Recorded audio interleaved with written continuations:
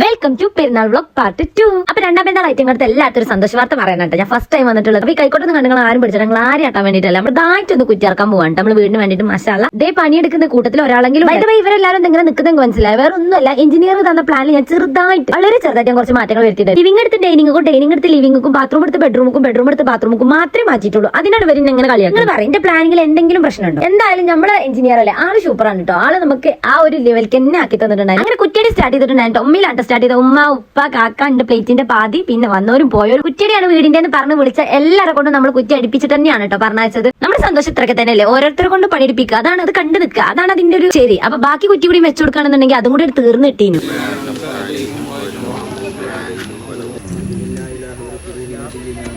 ആദ്യത്തെ പരിപാടി കഴിഞ്ഞാൽ പിന്നെ അടുത്തത് മധുരം കൊടുക്കലാണല്ലോ. അപ്പൊ നമ്മൾ മധുരം കൊടുക്കാൻ വേണ്ടി ഒരു സ്റ്റാച്ചുവിനെ നിർത്തിയിട്ടുണ്ട്. സംഭവം ഇടുന്നാകുമ്പോൾ ഞാൻ ചെറുപ്പത്തിൽ വിചാരിച്ചിട്ടുണ്ടെങ്കിൽ എന്തോ ഒരു അരിപ്പൊടിയാണ് ഇട്ട് തീർക്കണെന്നുള്ളത്, എത്ര അപ്പം ചൂടായിരുന്നു എന്നുള്ളത്. ഇപ്പോഴല്ലേ കാര്യം മനസ്സിലായത് ഇത് വൈറ്റ് സിമെന്റ് എന്നുള്ളത്. ഇതുകൊണ്ട് അപ്പം ചൂടാൻ പറ്റില്ല. ജെസിബിത്തെ ഡ്രൈവർ തെറ്റിപ്പോയിന്നാ കേട്ടത്. ഇവിടെ ഒരാൾ കയറി എന്നിട്ട് ഇറങ്ങി കൊടുക്കുന്നില്ല. അടുത്ത നമ്മുടെ പരിപാടി എന്താ വെച്ച് കഴിഞ്ഞാൽ ഫുഡ് കഴിക്കലാണ്. അങ്ങനെ ഏകദേശം ഫുഡ് കഴിക്കാനുള്ള സാധനങ്ങളൊക്കെ നേരത്തിന് ശേഷം ആൾക്കാർ ക്ഷണിക്കാൻ പോയിരിക്കാണ് കേട്ടോ എന്റെ അമ്മോന്. ഇങ്ങനെ ഓരോരുത്തരായിട്ട് ഫുഡ് കഴിക്കാൻ വന്നു തുടങ്ങിയിട്ട് അങ്ങനെ എല്ലാവരും ഫുഡ് കഴിഞ്ഞിട്ട് അവസാനം ഞങ്ങളായിരുന്നു ഫുഡ് കഴിക്കാണ്ടായിരുന്നു. ഇനി ഞാൻ അവിടെ നിന്ന് ശരിയാവില്ല. അപ്പൊ ഓക്കെ ബൈ.